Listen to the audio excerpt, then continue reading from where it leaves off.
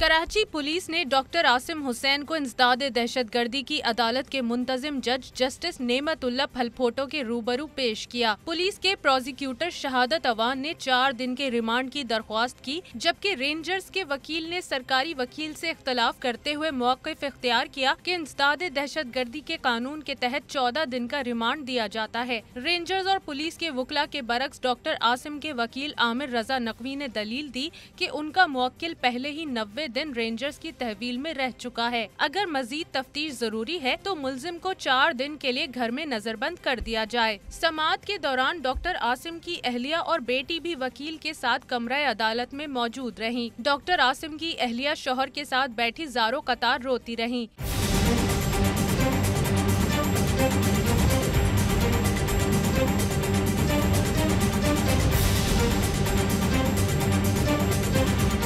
इससे पहले डॉक्टर आसिम को बख्तरबंद गाड़ी में बिठाकर गुलबर्ग थाने से अदालत लाया गया और वापस पहुंचाया गया। डॉक्टर आसिम को बुध की रात पुलिस की तहवील में दिया गया था। उनके खिलाफ रेंजर्स के अफसर इनायतुल्लाह दुर्रानी की मदियत में नॉर्थ नाजमाबाद थाने में मुकदमा दर्ज किया गया है। मुकदमे में कहा गया है कि डॉक्टर आसिम अपने अस्पतालों में जख्मी मुल्जिमान का इलाज करते थे।